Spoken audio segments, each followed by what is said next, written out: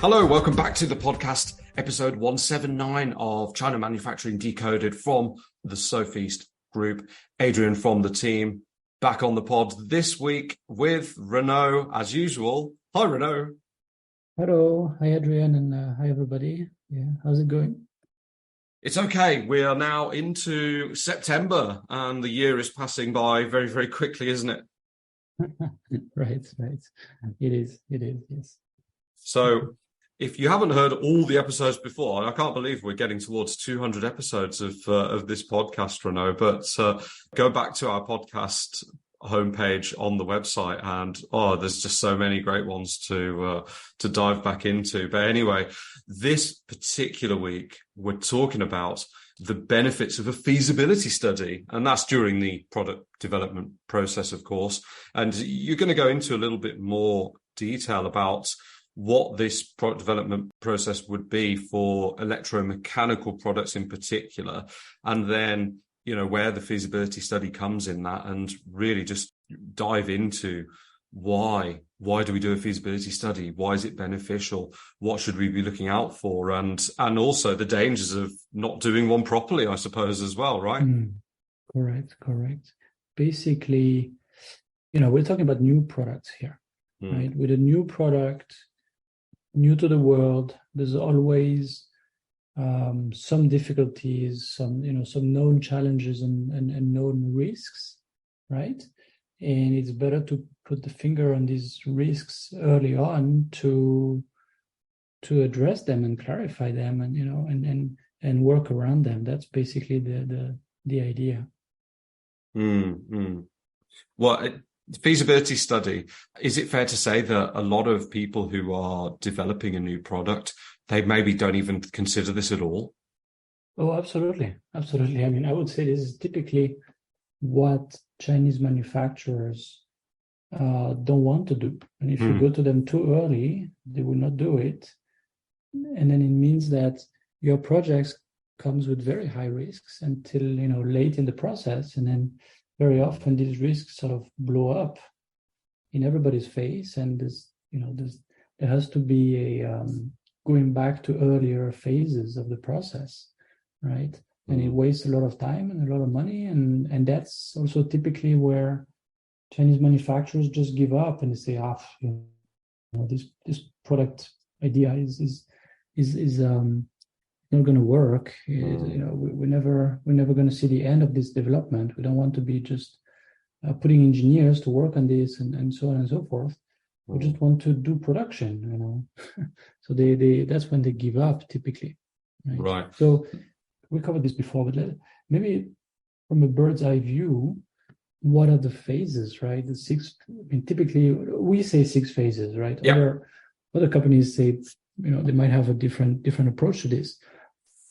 But the 6 phases in our NPI process, basically new product introduction process, from like the idea to the product in mass production, are as follows. All of these phases are basically like a translation of the concept into the next phase, right? So the first one, like someone has an idea, right? Or, there's a need in the market for this kind of solution. What kind of product maybe would be a solution to that kind of problem, etc., right? But then you need to translate that into, okay, is it a product? Okay, then what is that product going to do?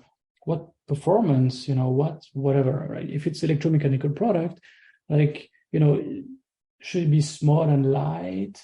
Any constraint around that? Where is it going to be used? Indoor, outdoor?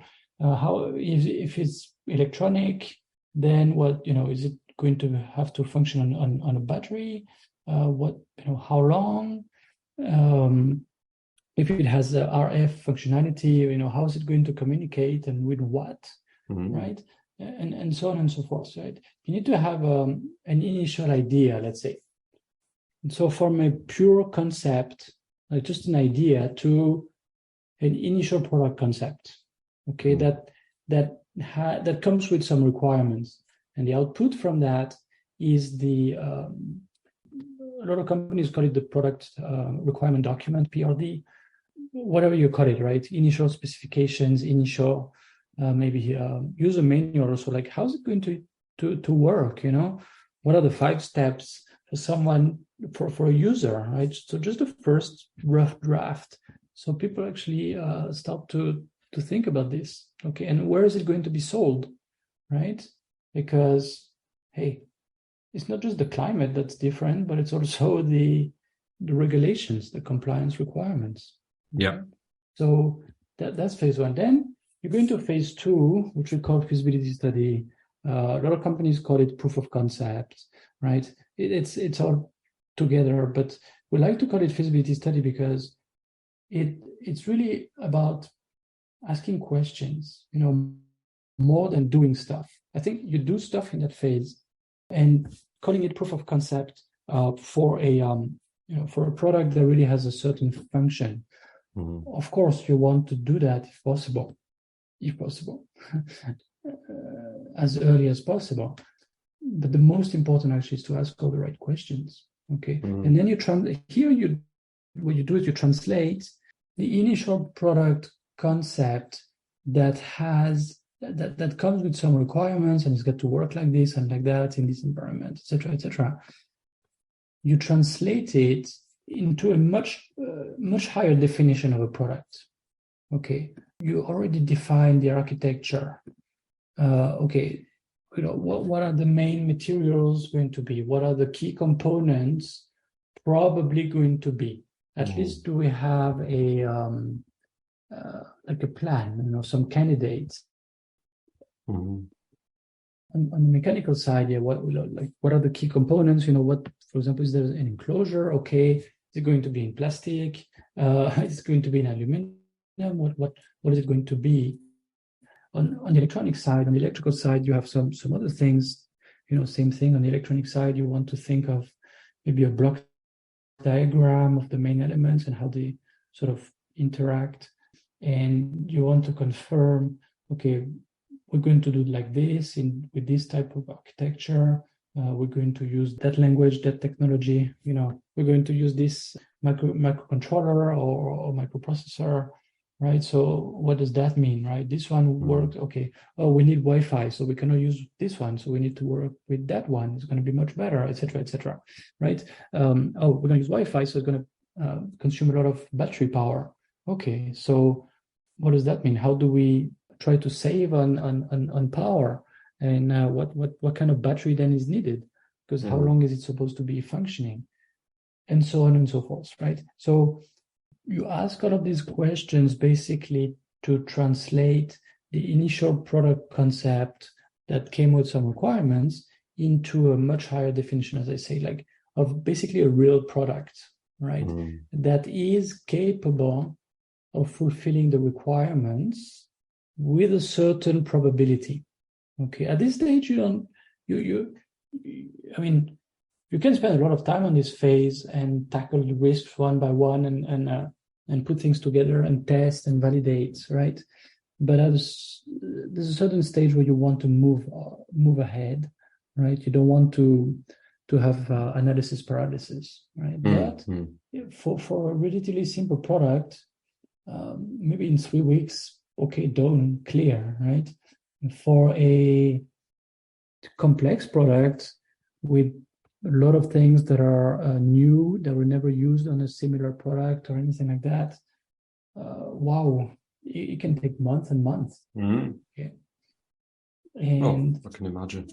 And for a rocket, like Blue Origin or Falcon 9 or all these kind of things, well, when they developed the rocket, but they spent years in this phase.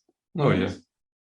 How much thrust do we need? How to make sure that the fuel doesn't blow up in our faces when it takes off? How to make sure this and this and that, right? So it takes years and years, right? And for an airplane, same. It takes a long time, and they do a lot of early planning and early simulations and computers. It's very advanced, right? Including for reliability, right? So okay, if we have this mechanical architecture, how is it going to resist these kind of shocks, these kind of stresses, and so on and so forth? You can already test a lot of things on CAD, on the computer now. So anyway, your feasibility study is translating like the requirements for a product, but it's still a bit high level. There's a lot of question marks, but you ask these questions, you work on them, and you translate that into something that with a relatively high probability is a real product that can be developed and then can be manufactured, right? This is really the value of it.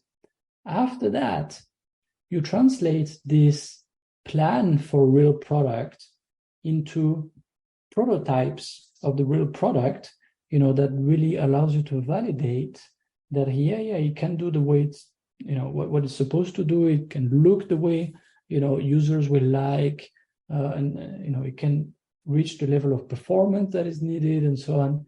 And that's phase 3.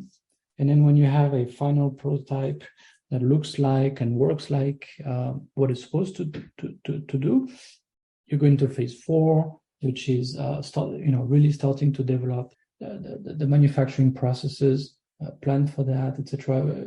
Typically fabricate the tooling if some tooling is needed, and then you translate this product that has been designed and developed with prototyping processes into a product, still at the level of prototype, sort of one by one, or maybe 5 or a dozen at a time, but really not that many. So it's still sort of built by engineers, still more or less prototyping, but usually all of the parts are made with production intent processes. Right? Like for example, if there's a plastic enclosure, it's made with a plastic injection mold, right? So the whole thing really has all the characteristics of the final product. Then you can test it, and you can validate that that's okay. This product like this, is reliable, is compliant, is still looking good, and so on and so forth. And then you go into phase 5, pre-production. You translate that into not only a product, but also a production process that is fully, validated, ready to go ahead, right?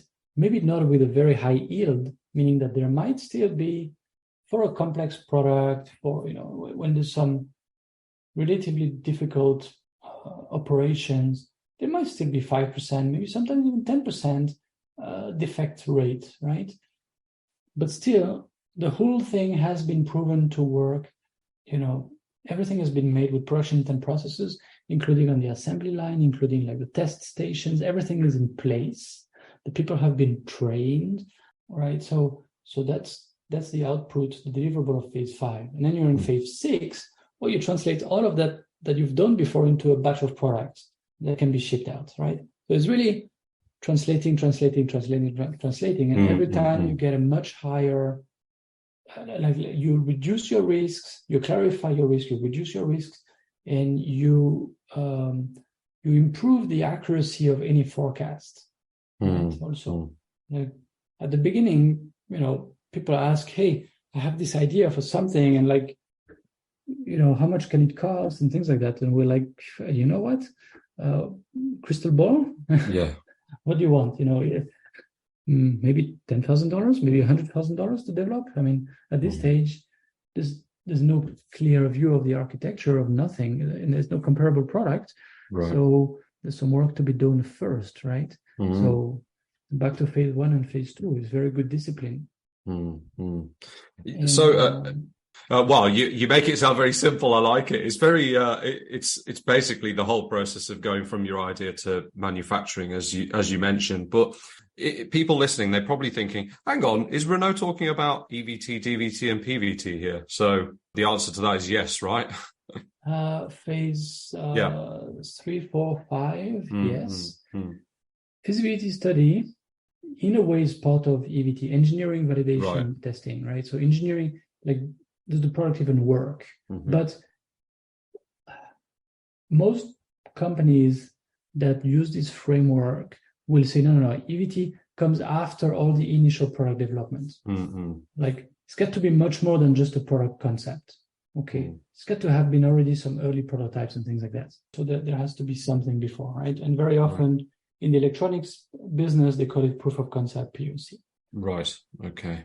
And we prefer saying feasibility study because it's more than that. If we take a step back, there's different kinds of products. Some products have to really look good, okay, and then really maybe the main focus will be on hiring an industrial designer. Industrial designer, i.e. is different, comes way later. The industrial designer will take again the product concept and some of the requirements. Of course, you need to document, you need to make a little bit of a brief, right? And he will translate that into an industrial design, from a concept design to an industrial design, from something that lives in somebody's brain to something that is mocked up, that's, based on the industrial designer's experience with processes and materials, something that doesn't have very high risk of not being manufacturable. Okay, but so there's all kinds of industrial designs out there. So people come to us and say, well, yeah, here, and the design is all ready and everything. We look at it and say, well, there's a big problem here. And they say, no, it can be done. Look, we even made a prototype with it. Yeah, but like your enclosure, you 3D printed it, right? You cannot make it with injection molding. So how many pieces you want to make? And they're like, the 1 year I want to buy batches of 10,000 pieces, etc. Well, okay, then this is not going to work. If you're going to do 3D printing or CNC machining, it's going to be excessively expensive. And they're like, oh, yeah, right. And back to the drawing board. So some designers build themselves as industrial designers, but really they are concept designers that try to make mock-ups that look realistic, but it's very dangerous. And industrial designers get to know the materials, the processes, as I mentioned, know what is feasible at a high level, right? So when the look of the product is very important, this is front and center in feasibility study, okay? And you rely on the experience of the industrial designer, but also the engineers that support the project already. Usually it's very good to have an experienced engineer to review the designs and to give a bit of feedback and direction also, right? Because industrial designers, well, usually they don't live in Shenzhen or Dongguan. They're not always visiting the different factories and talking to factory people and see what the issues are and what is feasible, not feasible, right? There are a few, of course, but most of the time they're not. So who's going to be very familiar with what can be done? Asking an experienced engineer is one thing. Asking directly the suppliers, specialized suppliers of such and such type of component also is something that is very interesting, very good. Now, the industrial designer will produce something that still has to be translated, typically by a mechanical engineer or structural engineer, into real CAD files, right? 2D and 3D drawings that have all the elements, right? And not just the outside, because the industrial designer is going to focus mostly on the outside, not going to focus mostly on the inside of the product. So all of this still has to be translated into something that can be shown to suppliers. Otherwise it looks very immature to suppliers, and they're like, come back to us when you have something that you thought of a little bit further, right? But typically a supplier is going to be able to say, okay, on your design here, you want to have that panel at the back, whatever, of a box, let's say, and you want to make it injection molded, you want to be like over molded over this piece of metal, okay, and you want it to be as thin as possible. Well, from our experience, from what we did before, it can be 1.2 mm, but don't try to make it any thinner, because then we probably can make it. And when you have one or two suppliers that say that, it means if you try to make it thinner, it might be possible, but maybe you need to search for other suppliers that are capable of doing that, or you have to account for a lot of trial and error in further steps of the process. So anyway, take a step back. As I say, for some projects, the product has to look good. So you go with industrial design early. So some projects, the main unknowns are how to make it work. Can it actually work? If it works technologically, the way we are thinking here, is it going to be okay from the user's point of view? Okay, and that's where you go into proof of concept. You hack something together, maybe with a even a competitor's product that you transform in some ways, and you hide some parts of it, and things like that. But quick and rough, right? Because you want to test the main functions, and you want to get feedback on it. Okay, so that's a proof of concept. Now the problem with that is that sometimes it can be done really quick and dirty, but sometimes if you want to do something that is really not quite the same as anything on the market, you might have to do a lot of the engineering design work just to get to the point where you can test it. Right? So for example, recently we worked on a wearable product that had some sensors. It's like a fitness product, right? But it tries to see, for example, the level of oxygen in the blood. Well, okay, but it's anyway, the form factor is very specific and so on. So you actually have to do all of the software design to work with the sensor, and then you put it in that form factor, and then you can test it, right? It was a bit difficult in that case to do a proper proof of concept very early on.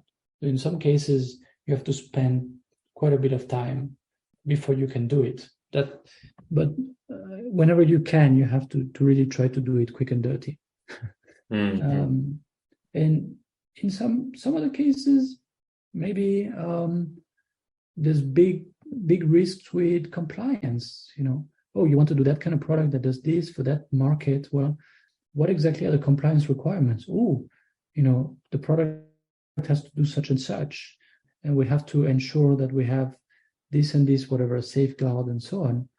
Okay, how to do that, right? And sometimes that's a big part of the work. And then here I'm just talking about the technical side, right? And the supply chain side, like talking to suppliers, looking for suppliers that seem to have the capability and experience and so on. But also remember, the point is to think of the biggest risks and tackle them. So on the marketing and sales side, you try to get these quick and dirty prototypes that you hack together, or just render it, digital renderings. And you have to do the work of actually going to typical target users that you have in mind, showing it to them, briefing them about, okay, it's supposed to be like this, like that, and getting some feedback from them. And if they say, "Oh, this is great, when can I buy it?" "Oh, for $100, yeah, sure, I'll buy one and maybe another one also," right? That is early validation of the process. And if you do that right, you can already take that to investors and show them, hey, there's something here, right? But a lot of people make a mistake. They think that they have to have a final prototype that at least looks good enough to put on Kickstarter, to start to talk to investors, to start to raise, various kinds of funding. And that is really, I would say it's a very big mistake that a lot of people have made, right? So feasibility study is not just on the technical side and supply chain side and compliance side, and it's also on the marketing side, definitely. Right. Yeah, a lot to take in so far. So you've kind of introduced what the feasibility study is and where it belongs within the MPI process. By the way, if you want to visualize that 6-phase MPI process, I'll leave a link to some of our pages on the website where we've got this really nicely designed graph that sort of outlines each process as we go through from idea to production. You just mentioned one of the mistakes to avoid at this particular phase. I mean, are there any more that we can outline for the listeners in terms of mistakes? Well, basically, the biggest mistake of all here is the just do it syndrome. Yeah. Or Clive Greenwood, who's been on this podcast a few times, calls it the go syndrome. Just go, But then, no, people have to stop and you have to think, right? If you go ahead with when you dream up a new product, everything seems possible, things start to click in place and you're like, oh, you could be this and that, and it could communicate with an app, and there would be something on a server to do some analysis and alerts, and there would be this sensor like this and this sensor like that. Oh yeah, this can work, of course. There's a lot of products that do this, and a lot of products that do that, so definitely can be done. And if you had your own team, okay, usually when companies do their own development in-house, right? So some of our customers, they do that. They have their own teams in-house. And maybe for specialty engineering, they reach out to outside companies, but they do the bulk of the design and development themselves, right? When they do that and they really come up with a new concept, they will tend to take it step by step in a logical way and think, okay, what, if we make it like this, like that, but how to make sure we don't spend a lot of time and so on, right? Usually the engineering manager or the CTO or whatever, is trying to think, hey, I don't want to look like a fool in front of everybody, right? I don't want to go down a path for 5-6 months and then tell them, oh, well, we have to do a deep redesign. So usually they do a feasibility study. They do, proof of concept, prototype. They do take their time to do proper industrial design, et cetera, et cetera.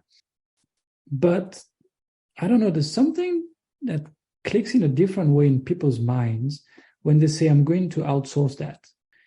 When they don't have the engineering capabilities in-house, well, that means they have never really collected really a lot of experience also about the proper process of developing a product, right? Because it's always done by subcontractors. So they don't necessarily see everything that happens. They don't really learn. So in that case, what do they say? Well, look, I have this brief about the product. I have this sort of idea. Now, next step is I want a prototype. You say, wait, okay, what is it supposed to look like first? Oh, okay, industrial design. All right, now we have nice renderings. Look, we know exactly what it's supposed to look like. And I told you the way it's supposed to work. So just do it, go ahead and make prototypes. and then they say, well, we want to show it to some big customers maybe, but it has to be a nice prototype that works and looks nice. Or we want to do a Kickstarter, Indiegogo Kickstarter on it. Or we want to do whatever, we want to show it to some investors, right? Very typical. So what I want to get to the next step is a prototype, right? So something clicks differently in their mind. They focus on the prototype, and then they pay for a prototype. And then they have, some engineers work on it, going straight on prototypes, right? Or if they go to a manufacturer, which, by the way, is usually not a good idea. If you want to develop a product from scratch, you get to go to manufacturers with a relatively mature design, right? But anyway, that's another topic. Yes. So you fall victim to this just do it syndrome, right? And then you spend money and time and you wait for the prototypes, et cetera, et cetera. And then you find out, too bad, they can't make it to work properly the way it's supposed to work. How come the early prototype was okay? So everything was fine, right? We already promised things to the big customer. We already booked a trade show, a booth on a trade show. We already did this and that. We already promised to the investors, right?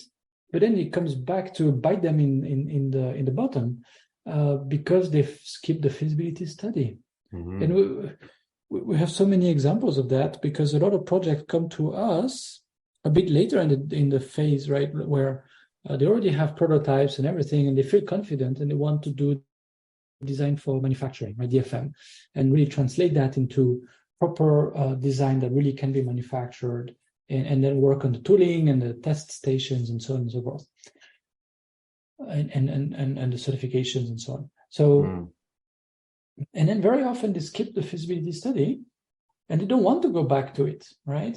So we have to kind of twist their arm a bit. Hey, come on, you get to tell us what performance level or what, right? Because the prototypes, we don't even know how to test them. We don't really know what you want. So we can make some kind of checklist, but it should come from you, at least some high-level direction, right? Because sometimes they talk to the engineers and the designers, but they never document anything. So that's a typical issue. Lack of documentation, right? We did a podcast episode with Andrew a few months ago about that, where people go agile and but they don't document. Everything keeps changing anyway, so why document? But then it really becomes a problem, because then how do you do quality assurance? But at one point you have to do that, right? So we push them to do that and to document certain things. Okay, good, but they really don't want to go back to a feasibility study, right? For example, a very typical example happens several times. The product is relatively small and is enclosed in metal, right? And it has Bluetooth. It needs to communicate with the phone. Okay, think smartwatch kind of thing, or there's a lot of products like this. Sure. The problem is, as soon as you have a metal enclosure, how to send Bluetooth out, right? So you need maybe a stronger antenna, or you need the antenna to be positioned in a certain way that there's no metal blocking it or whatever. But people have spent maybe 6 months designing and developing the product, and they go into design for manufacturing, final testing, and it's cut at that time. And then it forces a redesign, right? Okay, let's go back to changing the shape of the enclosure. Let's change the antenna, but then if we have a different antenna, then it's going to have an impact on this and this and that, and make some changes in the firmware and so on and so forth. So you have a redesign loop that might waste maybe three months of time, right? And it sounds expensive as well. Oh yeah, and it pisses everybody off. Yeah, sorry, but the big customer, the investors, they lose a lot of faith in the project. It's like, well, you don't really know what you're doing, right? You told me you were confident, and now you're several months behind, and you cannot even explain why, right? So that's a typical problem.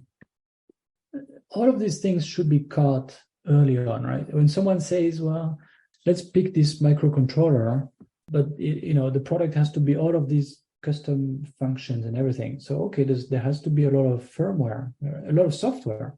It's going to be embedded in this MCU. So what's the memory of this MCU? Oh, the memory is very limited. So that's a risk right here.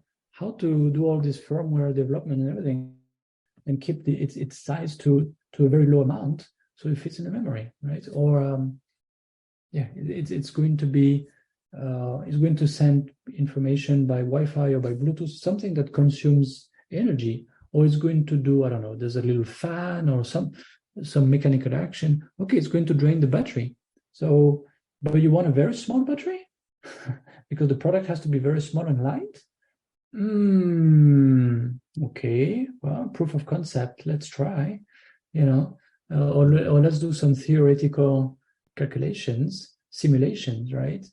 Difficult.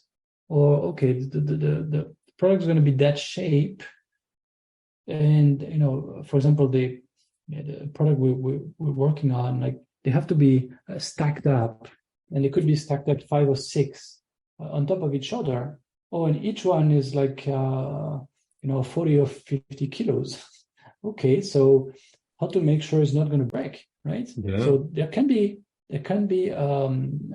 simulations in CAD software. This is relatively common, right? So sometimes you get away with a simple simulation, and then it shows you, okay, a lot of the stress is going to be on this spot, this area here. Okay, maybe let's make it a bit stronger. Let's see now. All right, should be fine, no problem. It can withstand up to 500 kilos, so it's fine, right? Or so, yeah. Another project we're working on is some kind of, okay, like think of a big smartphone or a tablet. Mm-hmm. And it has some ports, like, like a USB port thing, something like that. And they say it has to be IP68, right? So water resistant, but, to an advanced level. IP68 Yes. is pretty, it's not just splashing, right? It's like really putting it in water with a certain pressure for a certain amount of time. Very few electronic product can pass IP68. Right. So as soon as the requirements are put on paper, it's like, whoa, what is that? IP68. Okay, so the other products that are IP68 with this kind of opening, how do they do? Let's study that, right? How do they do? Oh, Apple has that special patent about how they do that. Okay, but then we cannot do the same, and so on and so forth, right? If you don't catch that early on, then you do all the development, and now that's another one of our projects that we were brought in way later in the process, but they work with a design house and then a manufacturer, and they did not really document properly that they wanted their product to be IP67, water and dust resistant. So then they have some prototypes, they test, they say, oh, it doesn't really pass. If it's used in that kind of environment, water comes in. That's a big problem. We told you it's IP67. The manufacturer is like, huh? When did you tell us? Right. This should have been documented in phase 1 and studied in phase 2. There's a complete breakdown of their processes here. So IP67, IP68, that's reliability, right? Withstanding the stresses of the environment. And there's a lot of topics about reliability. Also the loading, right? What I mentioned before, the feet has to resist. They have to resist a lot of weight. Well, when people say it's got to be outside, it's got to be in the sun, it's got to be okay. Wait, what climate is it going to be sold in? What is going to be like? Rain, snow, whatever, hail. A lot of sun, UV rays, of course, damage certain materials pretty fast. What exactly does that mean for the materials and for the whole architecture of the products, right? So if you don't pay attention to these kinds of things, ouch, you're up to, very, very painful realization of that mistake later on. Yep, setting yourself up for a fall. I mean, we've said time and time again on the podcast in different ways that the preparation part of the MPI or new product development process, if you like, is just so important. And that Chinese manufacturers and probably other manufacturers from other countries in Asia as well, maybe, but specifically in China, they like to rush into mass production as fast as possible. Yeah, but we should not. I really don't want to blame Chinese manufacturers here, because very often it's the whatever we call it, right? Inventor, initial, whatever, concept designer, buyer. These guys want to go fast, right? And they don't understand. They don't have a lot of experience usually with developing new products or that kind of products. So very often they are overconfident in their ability to think, okay, that can work, right? They underestimate the difficulties. And there's a lot of cases like that failed very publicly, right? When was that? Maybe a couple of months ago, we wrote something about some crowdfunding failures. Yes. And well, it's a bit painful, of course. I don't want to be, the people who push these projects or one of the backers, of course. It's a bit painful to look at, but it's all out there in public. And the big ones that raised a lot of money, you can see not only the promises they made and like the product, the way they presented it, and like the comments to the backers. Oh yeah, sorry, we have this problem, we have that problem, we're late. Oh, now we are 1 year late, etc. But the big ones, you also have some newspaper articles, right, about them. So there's a lot of public information out there, and if you look at them, when they failed for technical reasons, usually it's because feasibility study was skipped, right? So, for example, the first one we mentioned was the coolest cooler, and that's the benchmark, isn't it? Oh, yeah. And this one was they raised $13 million. Okay, that was a huge one. I think it was in 2014 or 2015. So they have something that they're really good at marketing it, and they really push probably on Facebook ads and everything. Yeah. And they raise a ton of money, and then it doesn't go anywhere, right? Basically, they took a cooler, like something where you put beer, let's say for maybe a beach party or something, and then they had a huge battery, and then you can do this, you can do that, like you can crush the ice, and you can recharge all of your phones, and it's waterproof and blah blah blah blah, right? It's got some light, so at night you can just light everything up, and yeah, it's got like beach tires. Okay, crazy stuff, right? And a lot of people say, "Oh, this is great, I won one," but the problem is it was totally unfeasible. Totally unfeasible, right? And then they said, "Oh yeah, sorry, we have difficulties. Like there are manufacturing strikes, and the U.S. tariff suddenly came up, and blah blah blah blah. And we tried to switch to another factory, and blah blah blah." Right? But the problem is they had not picked the right components. They had to probably change some of the materials also. They had not validated the whole product was working properly. They just made a prototype that looked cool to take some photos and make a video for Kickstarter, right? Yeah, it was too ambitious. They clearly tried to do too much, and I mean that's the very definition of a product that was not actually feasible. Yeah, right. Again, just do it. Just do it syndrome, right? And there's several others like this, but you can always point to the issues and say, "Hey, wait a minute. This should have been cut." Like if it's design, technical issues or component selection issues and things like that, this should have been cut, right? Usually, there's a combination of two. There's two ways to look at it. One way is to say they did not do a feasibility study early on, and that they went in the wrong direction because they did not see the risks. Yeah. Another way to look at it is to say, well, they made some prototypes, but then they thought that it was okay to go direct into manufacturing. They kind of skipped design for manufacturing. And in some cases, that's true, when technically really it was feasible, just not exactly the way they designed it, right? Yeah. So maybe they should have done a DFM review, design for manufacturing review, before they decided that the prototype was okay for Kickstarter. But most of the time, the issues are much deeper, and then it's a problem of the feasibility study that was skipped or seriously botched. Yeah.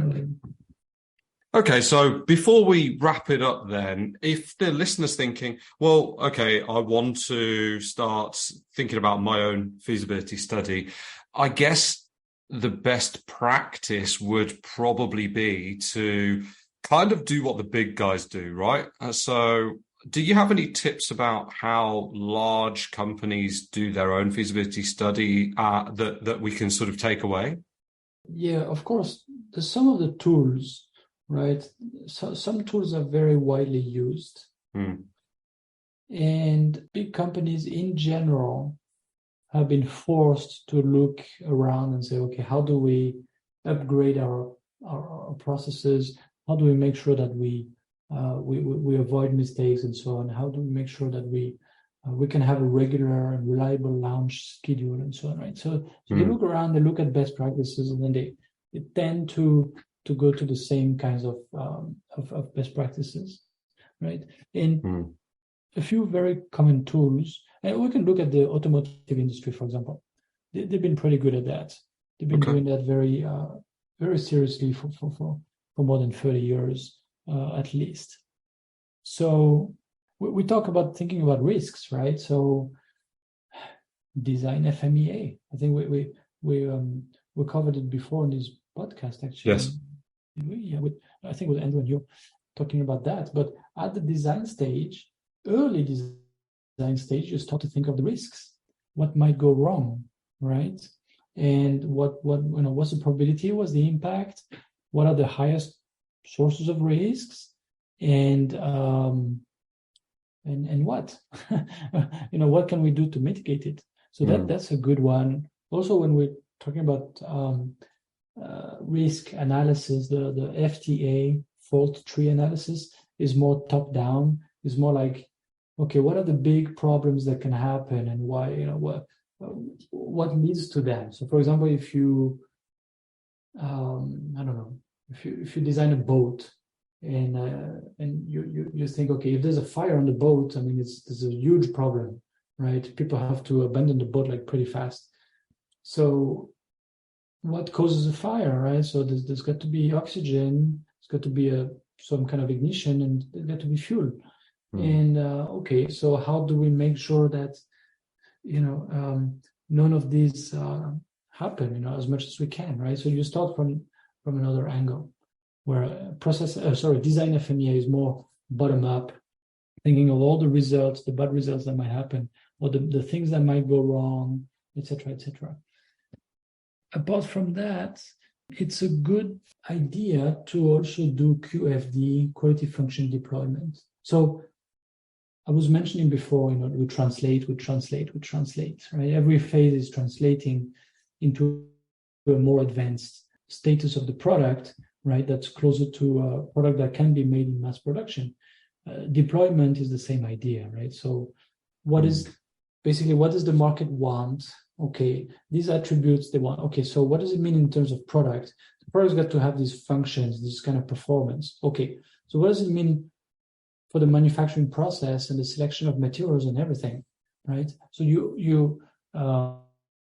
it's like a simple template for that. It's not easy to do, but it's relatively straightforward and simple if you look at the template, right? So there's certain tools like this, and then basically forcing the design team and the sourcing team and everybody to already produce some deliverables, right?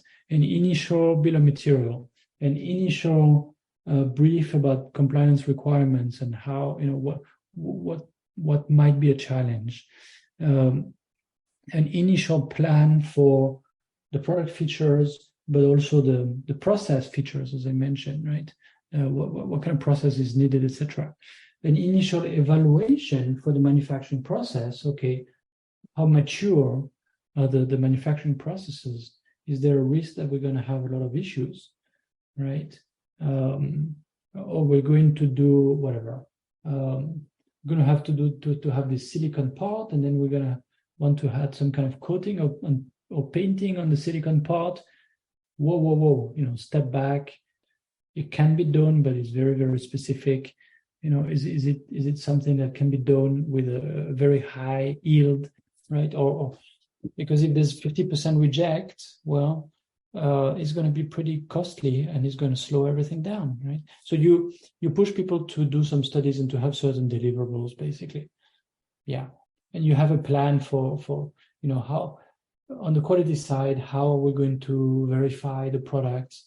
What kind of testing stations, what kind of jigs and fixtures, etc., are going to be needed, and so on and so forth.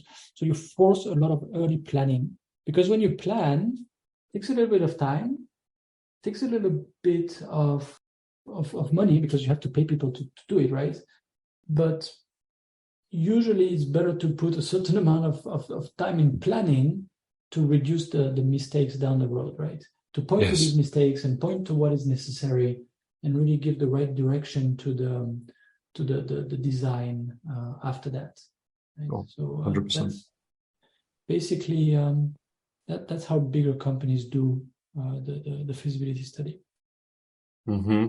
Great. Okay. So that's really given everybody good guidance into what the feasibility study is, why we use it, what happens if you don't use it, and indeed some best practices if you're thinking of implementing your own feasibility study pretty early on in your new product development process. So as you've mentioned, that process, again, that's going to be in the show notes so you can actually visualize that. And as ever, if anybody listening has questions about feasibility study, do get in touch. You've got the options, you know where they are. Those are in the podcast information as well. So with that, Renaud, let's wrap it up. But thanks for sharing that with us today. All right, thanks. It was a good one. Thanks, Adrian, and thanks, everybody. Thanks again for listening to this podcast brought to you by the Sofeast Group. We're on a mission to provide you with everything you need to manufacture effectively in Asia, including inspections, auditing, new product development support, contract manufacturing, 3PL warehousing and fulfillment, and much, much more across Asia's key manufacturing areas. Visit us at sofeast.com, that's SOFEAST.com, to learn more and get help. If you've enjoyed the podcast today, please do rate, review and share because it will really help others discover us too.